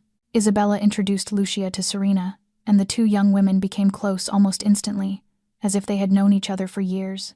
They sat in the garden talking and laughing, while Isabella tended Emma nearby, rocking her in a stroller under the shade of an old oak tree, and seeing her sister safe and bright again gave Isabella a simple happiness she had forgotten existed. That night the rain came. Not a normal rain, but a sudden violent storm, thunder and lightning tearing open the black sky. And then the power went out and the entire estate fell into darkness. Emma's scream ripped through it all, a high-pitched, terrified wail that cut through the thunder like a knife. Isabella ran from her apartment toward Emma's nursery. Heart pounding, she shoved the door open, and in the flash of lightning she saw Adrian arriving from another direction at the same moment. Together they rushed to Emma's crib. The baby was thrashing, her tiny face red and tear-streaked, her cries growing more frantic with each crash of thunder. Isabella lifted her immediately, pressing her close, while Adrian stood beside them, his hand hovering protectively over the baby's back. It's okay, Isabella soothed, rocking Emma gently. It's just rain. Daddy and Isabella are here. But Emma would not stop crying. Her small body shook with each sob, and she kept reaching for something, for someone, for comfort she could not find. Let me, Adrian said softly, and Isabella looked at him with surprise. She carefully transferred Emma into his arms, and Adrian held his daughter against his chest, one large hand cradling her head, the other supporting her tiny body. He began to hum low and rough and uncertain, but it was a lullaby, or something close to it. And slowly, impossibly, Emma's cries began to quiet. In the darkness, Isabella watched them, and something shifted in her chest. Adrian's eyes found hers over the baby's head, and in the flash of lightning she saw they were not cold anymore. Something deep and warm lived in that look, something that made her heart race. Their hands brushed as they both reached to adjust Emma's blanket. A jolt shot through Isabella when her skin touched his, and she heard Adrian's breath catch for a beat. For one suspended moment neither of them moved. Then they both pulled back as if burned. I'm sorry, Adrian said, his voice rough. No, I'm sorry, Isabella answered, her cheeks suddenly hot even though the room was cold. They stood together in silence, Emma finally asleep between them, but Isabella could feel his presence like a warm flame, and she knew he felt the same. When Emma was settled back in her crib, Adrian stepped back first. Thank you, he said, his voice turning stiff again, as if he were trying to rebuild a wall that had cracked. I'll go check the generator. He left quickly, as if he were running from something. Isabella stayed by Emma's crib, her pulse still wild. She didn't understand what had just happened. No, she did understand. She just didn't want to admit it. In the days that followed, Adrian kept his distance. He still fed Emma breakfast and still followed Isabella's lessons, but he no longer met Isabella's eyes. There were no late-night conversations on the balcony, no moments where they accidentally stood too close, and Isabella told herself this was good. She shouldn't feel anything for this man. He had almost ruined her life. He was a mafia boss. He was, but deep down she knew something had shifted and she wasn't sure she could go back to how things were before. On the 5th night after the storm, a knock sounded. Isabella opened the door, thinking it would be Adrian, but it was Dante, his face pale and tense. Miss Reyes, where is the boss? I don't know. What is it?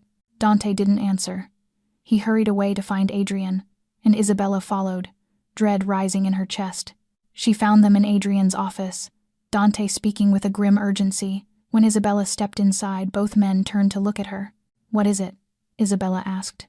Adrian looked at her, jaw clenched, his eyes dark as a sky before a storm. Marcus, he said, forcing each word through his teeth. He escaped exile, and he's coming back to Chicago. The Valenti estate became a fortress in less than 24 hours. Adrian pulling every string he had, tripling the number of bodyguards, installing more security cameras in every corner, and ordering that no one leave the grounds without his permission, while Isabella went to check on Emma's nursery, only to find the crib empty and the window shattered. Panic exploded in her chest. She screamed for Adrian, her voice tearing through the silent hallway. Chaos erupted. Guards swarmed the house, but the nursery was empty. While Adrian was barking orders to seal the perimeter, Isabella's phone vibrated in her pocket. She froze, staring at the screen. A message from an unknown number. A video link. With shaking fingers, she pressed it. The screen lit up, and her heart seemed to stop. Lucia was there, tied to a chair, and next to her, in a small portable crib, was Emma, the baby's face red from crying, her tiny fists flailing weakly. Marcus Valenti moved into view. "Hello, Isabella." "Hello, brother. I have a full house tonight." He smirked, looking into the lens. "I hear the surgery went very well. But you know, hearts are fragile. All it takes is a little too much stress." He lifted a knife, letting the blade slide lightly across Lucia's arm. "You want them back?" Marcus laughed. "The heir and the sister. 2 lives. Here is the deal. Come alone. Bring no one. Do not tell my brother. If I see anyone else, they die. You come, and you take her place in this chair."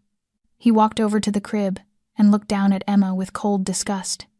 "As for this one, she's been crying for hours. Annoying little thing. Keeps reaching for someone who isn't here." He smiled cruelly. "Maybe she's calling for her new mommy." Then he gave an address to an abandoned warehouse on the southern outskirts of Chicago. "You have 2 hours. If I see anyone other than you, the girl dies. If you call the police, the girl dies. If you do not come," he lifted the knife to Lucia's throat. "You understand." The video ended, leaving Isabella standing frozen in the room, her phone nearly slipping from her hand, unable to breathe, unable to think, seeing only Lucia's tear-soaked face, the red mark on her arm, Emma's desperate cries, the knife at her sister's throat. And she had to go. She had to save them. So without another thought, Isabella bolted from the room and ran down the stairs. She would call a cab. She would go to that address. She would trade her life for her sister's and for Emma's. She did not care what happened to her because Lucia and that baby were everything. But as she reached the front door, a hand clamped around her arm and yanked her back. "Where are you going?" Adrian stood there, his eyes sharp and cold, yet threaded with worry, and Isabella fought him. "Let me go." But he did not release her, and she sobbed through the panic. "I have to go." He took Lucia. "He's going to kill her." And Adrian said, low and steady, "I know. Dante traced your phone signal. We saw the video." And Isabella screamed again, tears spilling without control. "Then let me go. I have to get there." He said, "If I don't come, he'll kill Lucia." And Adrian's face was white as a sheet, his hands shaking for the first time. "He has Emma," he whispered, a sound of pure devastation. "He took my baby girl. She's only 7 months old. She doesn't understand what's happening. She must be so scared." Then his voice hardened into something terrifying. "We are going. I will burn this city to the ground to get them back." He grabbed Isabella's shoulders, forcing her to look at him. "Marcus has no intention of letting your sister go. He'll kill you, then kill her, then send the video to me. That's his real plan." And Isabella shattered against him, pounding his chest. "I don't care. That's my sister, the only person I have in this world. I can't let her die. I'd rather die in her place." And Adrian stood there and took every blow, not dodging, not striking back, letting her hit him until she collapsed into sobs. And then he lowered himself to her eye level, his hands holding her shoulders with a gentleness that was firm, and his voice was deeper and warmer than she had ever heard from him. "Listen to me. I will not let you die, and I will not let your sister die. I promise." And she cried, broken. "What can you promise? You don't understand. Lucia is the only one I have. If she dies, I have nothing." And Adrian looked straight into her eyes, and whatever she saw there stopped her tears mid-breath. "Not anymore," he said, solid as an oath. "You have us. You have Emma. You have Serena. You have me. You are not alone anymore, Isabella, and I will not let anyone take anyone from you." And it was the first time he had said her name, not Miss Reyes, not ma'am, but Isabella. And the way he said it, as if it were the most precious thing left on earth, made her throat tighten. Then Adrian rose and turned to Dante waiting at the door, the old authority sliding back into his voice. "Mobilize everything. Find Marcus. Surround the warehouse. I want no rat slipping out." And Dante asked, "How does the boss want him handled?" And Adrian stared out the window, jaw clenched, eyes dark as storm night. "I want him alive," he said, each word ground through his teeth, "so I can kill him myself." The black convoy tore through the Chicago night like hunting beasts. 5 sport utility vehicles, 20 of the Valenti Empire's most battle-tested gunmen, and 1 Mafia boss with murder in his eyes, Dante at the wheel of the lead car with Adrian beside him, his face carved from cold stone while his gaze burned with hatred, and in the back seat, despite every objection, Isabella sat with the pistol Adrian had taught her to use over the past week. "You should not be coming," Adrian said for the third time since they got in. "It is too dangerous." "My sister is in there," Isabella answered, her voice hard as steel. "And Emma. You cannot stop me." Adrian said nothing after that, because he understood that stubbornness. He would have done the same if Emma were the one being held, and she was. The abandoned warehouse lay on the southern outskirts of Chicago, in an old industrial zone dead for decades, surrounded by collapsed buildings, weeds grown as high as a person's head, and darkness thick as ink. The perfect place to hide hostages. The convoy stopped about 300 meters away. Adrian signaled his men to fan out and seal the area from every direction. Then he looked at Isabella, his voice dropping.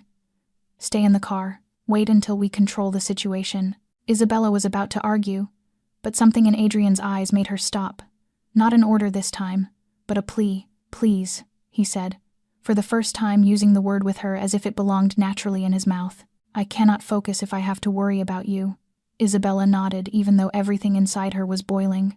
Adrian and Dante led the entry team, moving through the dark like ghosts, approaching from the rear, where a rusted steel door waited. Dante signaling as two gunmen stepped forward to break the lock, the door opening with a shriek of metal, and then hell began. Gunfire ripped the night apart. Marcus's men were waiting inside, and the shootout exploded instantly. Bullets slicing through air, screams, shattering glass, metal slamming into metal. Adrian moving like a panther, swift and lethal, dropping two men before they could even react, and then driving deeper into the warehouse. Dante covering the rear with 3 more shooters clearing the way. Inside, the warehouse was black as pitch, lit only by a few weak oil lamps that trembled and threw sickly light. Adrian pushing forward, eyes scanning every pocket of shadow, gun ready, and then he saw them. A chair sat in the middle of the space, Lucia bound to it, her mouth sealed with tape, and beside her, on the cold concrete floor, was a small portable crib. Inside it, Emma lay wrapped in a thin blanket, her face red and tear-streaked, her cries reduced to weak, exhausted whimpers. She had been crying for so long she had nearly lost her voice. Adrian rushed to his daughter while Isabella sprinted to Lucia. Adrian lifted Emma from the crib, cradling her against his chest, and the baby immediately buried her face in his neck, her tiny body shaking with silent sobs, her small fingers clutching his shirt with desperate strength. "I've got you," Adrian whispered, his voice cracking. "Daddy's here. You're safe." Meanwhile, Isabella dropped to her knees beside Lucia, hands tied, mouth sealed with tape, eyes wide with terror. Isabella tore the tape from her mouth. "You are safe," she said fast, cutting the ropes. "Are you hurt? Can you stand?" "Isabella," Lucia gasped. "The baby is the baby okay?" "She's okay. Adrian has her. Can you stand?" Lucia nodded and tried to rise on shaking legs, Isabella steadying her, turning to get her out, and that was when she heard footsteps behind her and felt the cold press of a gun barrel against the back of her head. "Hello, Isabella," Marcus's voice came, cold and delighted. "And hello, big brother. What a touching reunion." Adrian went still. Emma clutched protectively against his chest, not daring to move because at this range Marcus could not miss. "Put the baby down," Marcus ordered. "Turn around slowly, and if you even think about trying something, I will put a bullet through your skull and then through that crying little thing in your arms." Adrian's jaw clenched, but he had no choice. He carefully laid Emma back in the crib, the baby immediately starting to wail again at the loss of contact, her tiny arms reaching up for him. He turned to face his brother. Marcus stood there, paler than the last time they met, his wrist still wrapped from the wound Dante had put in it, but the gun in his hand was steady, aimed at Adrian's head without a tremor. "In the end, I win," Marcus laughed, wild and unhinged. "You thought you could exile me, erase me, and I would disappear. You thought I would run like a kicked dog." He stepped closer, the muzzle driving into Adrian's forehead. "I have waited for this moment for 38 years, the moment I see you on your knees at my feet, begging for your life. And then you will watch me smother that baby with my own hands. No heir, no legacy, just you, dying with nothing. You will not leave here alive," Adrian said, his voice ice cold. "My men have this place surrounded." "I know," Marcus said, "but I do not need to leave.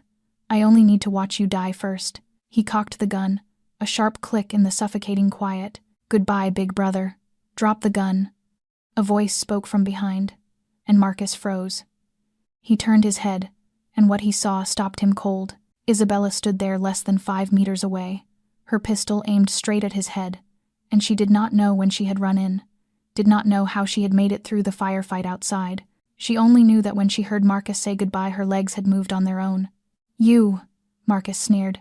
"What are you going to do? Shoot me?" "I said drop the gun," Isabella repeated, her voice shaking while her hands stayed steady as rock, because Adrian had taught her how to hold it, how to aim, how to control her breathing, how to squeeze the trigger. "If you do not, I will shoot." Marcus stared at her, then laughed, contempt thick in it, mocking and cruel. "You will not shoot," he said. "You are the good one, remember. You are the girl who reached into a dumpster to save a baby. You are the girl who forgave the man who almost ruined your life. You do not have it in you to kill." He turned back to Adrian, pointing the gun at him again, treating Isabella like she was nothing. "Stand there and watch. Watch me kill my brother. Then I will kill you. Kill your sister. Smother that screaming infant. Kill everyone you love." "Isabella, run!" Adrian shouted. But Isabella did not run. She remembered the nights in jail, the fists of other inmates, the tear-soaked face of Lucia in that video, Emma's desperate cries. She remembered everything Marcus had done, not only to her but to Emma, to Adrian, to all of them. And she was not a good person. She was someone who would do anything to protect the people she loved. Isabella squeezed the trigger. The gunshot exploded through the warehouse like thunder. The bullet tore into Marcus's right shoulder, knocking him backward, the pistol flying from his hand. Blood sprayed, dark and wet against the gray concrete. Marcus screamed and hit the floor hard. One hand clamped over the wound as he gritted out, You bitch," and tried to crawl toward the gun where it had skidded. But Adrian was faster. He surged forward, kicked the weapon farther away, then planted his boot between Marcus's shoulder blades and drove him down.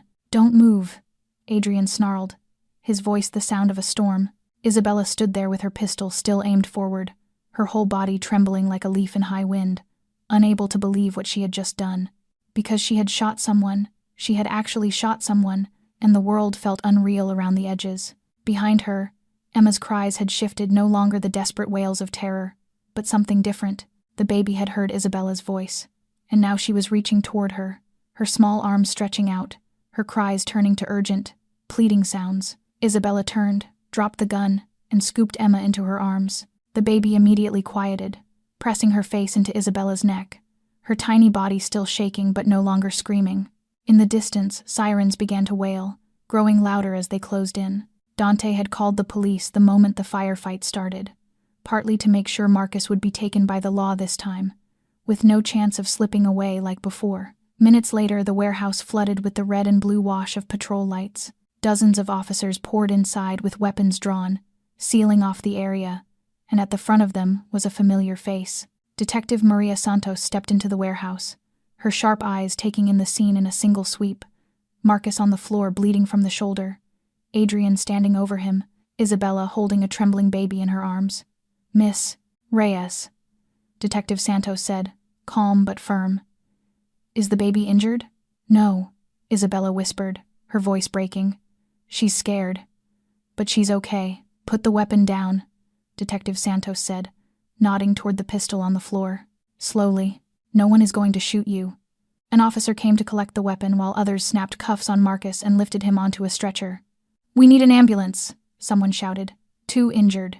Lucia was brought out on another stretcher. She was conscious, only suffering a few shallow cuts and dehydration from being held too long. And when her stretcher passed Isabella, she reached out and grabbed her sister's hand. "Isabella," Lucia cried, her voice thin and shaking. "You saved me. You saved the baby." Isabella dropped to her knees beside her. Emma still clutched against her chest, tears pouring. "Are you okay? Does anything hurt?" "I'm okay," Lucia whispered. "I was just scared. But you came. You always come." They wheeled Lucia toward the ambulance, and Isabella tried to follow, but Detective Santos stopped her. "Miss Reyes, I need to speak with you for a moment." Isabella's heart tightened. She had shot a man. Even if it was defense, even if it was to save someone, she could still be charged. She could be sent back to jail. But what Detective Santos said next made Isabella go still. With Karen Mitchell's statement and the new evidence of Marcus Valenti's plot, Detective Santos said, her tone formal, "I'm glad to tell you that all previous charges against you have been fully dismissed. Your record will be cleared. As for tonight, you acted within lawful self-defense in protection of multiple lives, including an infant.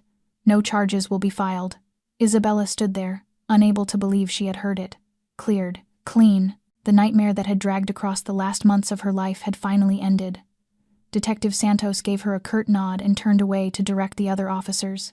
Around Isabella, people rushed in every direction, the ambulance pulling out, officers collecting evidence, medics bandaging the wounded, but Isabella could not move. She stood in the middle of the chaos as if her feet had been nailed to the floor. Emma still pressed against her chest, the baby's breathing finally evening out into exhausted sleep. And then, as the adrenaline drained out of her body, everything crashed in at once.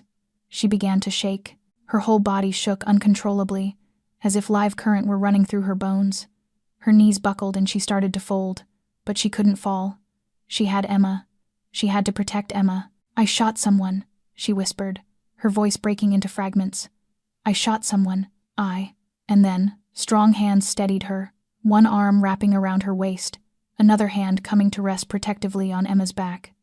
"Adrian, it's okay," he said, his voice low and warm in her ear. "You're okay. You did the right thing." "I shot. You saved me." Adrian cut in, his arm tightening around her. "You saved Lucia. You saved Emma. You stopped him from killing all of us. You have nothing to regret," Isabella cried, tears streaming down her face while Emma slept against her chest, and Adrian held them both there in the middle of the chaos, not caring about the looks from the officers around them, not caring about anything except the woman coming apart in his arms and the daughter safe between them. This was not an embrace of simple gratitude, not an embrace of ordinary comfort. This was the embrace of two people who had walked through hell and survived, the embrace of two people who needed each other more than anything else in the world, the embrace of a family that had almost been destroyed and was now, somehow, still standing. They stood like that for what felt like forever, until the noise around them softened, until Isabella's tears began to run dry, until her heartbeat finally started to steady again, until Emma shifted in her sleep and let out a soft, content sigh. Then Adrian bent close, his mouth near her ear, and he whispered, rough with feeling, "Don't leave. We need you." Isabella did not answer. She didn't know what words could hold everything between them. The grief, the harm, the wounds, the forgiveness still unfinished, but she did not let go either. She tightened her grip on Emma, leaned into Adrian's chest, and let herself be held for the first time in a very, very long time. A week had passed since the nightmare at the warehouse. Marcus was in custody now, awaiting trial on a long list of charges: kidnapping, conspiracy to commit murder, even assault against an infant, and this time he would not slip away. Lucia was recovering well, and, at Serena's invitation, had moved in temporarily at the Valenti estate. Emma's bright babbling had returned, the night terrors fading night by night, her tiny face lighting up every time she saw Isabella walk into the room. Everything seemed to be settling back into something like normal, and yet between Adrian and Isabella the air had changed completely. They no longer avoided each other the way they once had, but they also did not dare step too close, and every time their eyes met they both looked away too quickly, the memory of that embrace still branded into them like a burn that would not fade. Isabella knew she could not stay. She had thought about it for nights on end, lying awake in the warm apartment, staring at the ceiling and asking herself what she was doing. She loved Emma. There was no denying that, and she had begun to feel something for Adrian too, even if she did not want to admit it. But his world was not her world, guns and violence and enemies hiding in the dark, and she could not live like that for the rest of her life. That morning Isabella packed. Not much, only a small suitcase with a few changes of clothes and the handful of keepsakes she owned. She had told Lucia her decision, and even though her sister did not agree, Isabella would not bend. She wrote a letter for Emma, to be read to her someday when she was old enough to understand, explaining that Isabella had to go, but would always love her, because she did not know if she had the courage to say goodbye face to face. She had barely stepped out of her apartment when Adrian was there, as if he had been waiting. "Where are you going?" he asked, his eyes dropping to the suitcase in her hand. Isabella took a deep breath. "I'm leaving, Mr. Valenti. I left my resignation on the table." "Why?" "Because I don't belong in your world," Isabella said, forcing her voice steady even as her heart hammered out of control. "I'm an ordinary woman. I want an ordinary life. No guns, no enemies, no fear that tomorrow someone will try to kill the people I love again." She held his gaze. "You've repaid me enough. Lucia is alive. My name is cleared. We're even." She stepped past him, but Adrian's voice stopped her. "Isabella." She turned back, and what she saw pinned her in place. Adrian Valenti, the feared Chicago Mafia boss no one dared look in the eye, was down on his knees in front of her, kneeling in the hallway, in front of a woman who had once been nothing more than a maid in his house. "What are you doing?" Isabella gasped, panicked. "Get up. If someone sees you, I don't care who sees," Adrian said, looking up at her with a sincerity she had never seen in anyone. "I know I don't deserve it. I know what I did to you is unforgivable. I hit you. I locked you up. I almost destroyed your life because of my blindness and my pride." He paused and drew a breath as if he had to gather courage to go on. "But you changed me. You taught me how to be a father. You gave Emma what I never could. You saved my life when I didn't deserve saving. And every day I'm near you, I become a better man." He took her hand, that rough, calloused hand of a man who had killed, now trembling like a child's. "Please give me a chance to make it right. Not once, not for a year, but for the rest of my life. I want to spend my life making it up to you, proving I can become the kind of man who deserves you." Isabella stood there as tears rose in spite of her, looking down at the man on his knees, and inside her two forces battled fiercely. One was the past, the bruises, the jail nights, the fear and humiliation, and the other was the present, that honest look, the warmth of his arms that night at the warehouse, the feeling of being needed, of being loved, of being valued. "Sister." Lucia's voice came from behind. Isabella turned and saw her standing with Serena, both of them watching with hope in their eyes. "You deserve to be happy," Lucia said. "You spent your whole life sacrificing for me. Now it's time you live for yourself." "Miss Isabella," Serena added, her voice sincere. "My brother isn't perfect. He's done a lot of wrong. But I've never seen him look at anyone the way he looks at you. You changed him. Please give him a chance." Isabella looked down at Adrian, still kneeling there, his eyes holding all the vulnerability he had never allowed anyone else to see. And she spoke slowly, her voice trembling. "If I stay, I have one condition, anything. You have to give up violence," Isabella said, firm now. "No more killing, no more gang wars, no more things that put this family in danger. You have to turn this empire into legal business. I don't want to live with the fear that one day Emma will lose her father, or that I will lose." She stopped before she could finish, but Adrian understood. "For you, I will do anything," he said without hesitation. "I will change everything. I will rebuild from the ground up. I will become the man you and Emma deserve." Isabella searched his eyes for deception, for any reason to refuse, and found none. Only truth, only longing, only a love she never believed she would receive. She let the suitcase slip from her hand. "Get up," she whispered, choked with tears. Adrian rose, taller than her by nearly a head. Yet in that moment he looked like a man being saved. He lifted his hand and touched her cheek, his fingers trembling. "Thank you," he breathed, and then he leaned down, and their mouths met, the first kiss, gentle and sweet, and full of everything they could not say. Isabella closed her eyes and let herself fall into it, letting the past fade, letting the pain loosen, leaving only the present and the man holding her. From down the hallway came a sound, Emma's excited babbling, growing louder as the nanny carried her toward them. The moment Emma saw Isabella, her whole face lit up, her tiny arms reaching out, her voice rising in that familiar, precious sound. "Ma, ma, ma, ma." The nanny brought her close, and Isabella took her, feeling Emma's small body settle against her chest with a contented sigh, the baby's fingers immediately tangling in Isabella's hair. Adrian wrapped his arms around both of them, and for a moment the three of them stood there in the hallway, holding each other. "We're a family now," Adrian said softly, looking at Isabella with eyes full of wonder. "Aren't we?"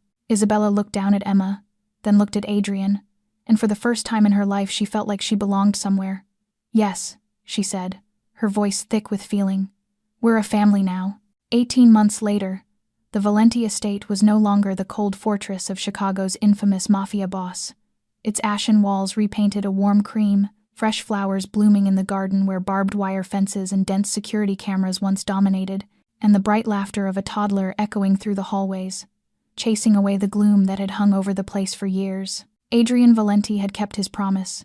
80% of his empire converted into legitimate business. From real estate to a chain of high-end restaurants and technology investment projects, with the remainder in the midst of restructuring. Dante was still his right hand, but now, instead of holding a gun, he held folders and managed business projects. Chicago's underworld whispered about the transformation of Boss Valenti, but no one dared say it to his face, some calling him weak until they fell silent the moment they realized Adrian still had more than enough power to protect his family. He simply no longer wanted to use violence. Today was the most special day of Isabella Reyes's life. She stood before the mirror in a pure white wedding gown, simple yet elegant, chosen by Serena herself, her black hair pinned up and dotted with a few small white blossoms. No expensive jewelry, only the cheap bracelet Lucia had given her years ago, the bracelet Isabella had believed lost forever when she was thrown into jail. Lucia stood beside her with tears in her eyes. "You're so beautiful," she said, voice thick with emotion. "If Mom and Dad could see you now, they would be so proud." Isabella hugged her sister, feeling Lucia's healthy heart beating steadily beneath her blouse, remembering how, 1 year earlier, she thought she would lose her, and now Lucia stood here beautiful and full of life, cheeks blushing whenever she mentioned Dr. Ryan, the man who had operated to save her and who was now dating her. The wedding ceremony was held in the back garden, beneath the old oak tree where Isabella often sat with Emma, with no hundreds of guests, no press, no show, only family and the closest people. Dante stood beside Adrian as best man. Serena served as Isabella's maid of honor. Lucia sat in the front row, fingers tightly laced with Dr. Ryan's hand, and Emma, now 2 years old in a fluffy pink dress, toddled down the aisle clutching a small basket of petals, scattering them with clumsy, joyful abandon, occasionally stopping to pick one up and examine it before dropping it again. When Isabella stepped out from the back door, Adrian waited at the end of the path and forgot how to breathe, because the woman walking toward him was no longer the muddy, shivering maid from that night in the rain, no longer the battered girl in a county jail. This was his Isabella, radiant and strong, the woman who saved his daughter, saved his soul, and changed everything he thought he knew about himself. Their vows were spoken beneath birdsong and a gentle breeze, and when Adrian kissed his bride, Emma squealed and clapped her tiny hands, then held up her arms and called out, "Mama! Dada! Up! Up! Mama!" The name Emma had been calling Isabella for months now, ever since her first real word had tumbled out of her mouth one morning at breakfast, and Isabella had cried for an hour afterward, but they were tears of happiness. Adrian scooped Emma up with one arm while keeping the other around Isabella, and the three of them stood there together, a family forged not by blood but by choice, by sacrifice, by love. The reception after the ceremony was intimate and filled with laughter. Serena gave a moving speech about the woman who changed her brother and brought happiness to the whole family. The 20-year-old newly graduated from law school with top honors, declaring she would devote her career to protecting the vulnerable, people like Isabella who had once been treated unjustly with no one standing on their side. In the middle of the celebration, Isabella rose and tapped her glass lightly to draw everyone's attention. "I have an announcement," she said, her voice trembling with emotion, looking at Adrian, then down at Emma, sitting on her father's lap, playing with his tie. "Emma, you're going to have a baby brother or sister."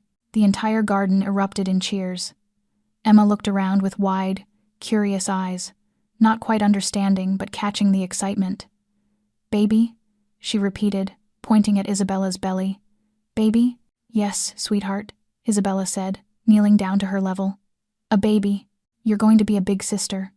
Emma's face split into the brightest grin, and she leaned forward to press a sloppy kiss against Isabella's stomach.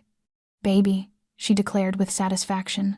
Adrian stood stunned for a moment, then lunged forward to hold his wife, his eyes wet, and for the first time in his life he did not try to hide his tears in front of anyone. "Thank you," he whispered into Isabella's ear. "Thank you for everything." That evening, after the guests had gone and Emma slept soundly after a long day, Isabella walked alone into the back garden and stopped by the garden path near where the old bins used to stand. The area was now filled with blooming hydrangeas, no longer the cold, dark corner it had been on that fateful night nearly 2 years ago. She remembered the instant she lifted the lid, remembered the terrifying stillness of the baby lying among the refuse, remembered the infant's weak heartbeat fluttering against her chest as she pressed Emma's tiny body against her own skin and begged life to return. She also remembered Adrian's slap, the night in the basement, the 2 weeks of hell in jail. And strangely, those painful memories no longer hurt her now. They were simply part of the road that brought her here, to the family she never dared dream she could have. Strong arms wrapped around her from behind, Adrian's familiar warmth covering her like a blanket. "What are you thinking about?" he asked, his chin resting on her shoulder. "I'm thinking about that night," Isabella answered. "The night I saved Emma." "You changed everything," Adrian said, voice low and full of gratitude. "Without you, I would still be that monster, living in darkness and not knowing what love is." Isabella turned in his arms and looked up at the man who had gone from enemy to husband. "No," she smiled. "I just did the right thing. I saw a baby who needed saving, and I saved her. I didn't think about consequences or rewards. I only did what my heart told me." She placed a hand on her belly, where a small life was growing day by day, and life gave me a reward bigger than anything I ever dared to imagine. Adrian kissed her forehead, then her lips, then knelt to kiss her belly. "Daddy loves you," he whispered to the unborn baby. "Daddy loves your mother, and Daddy will spend his whole life protecting this family."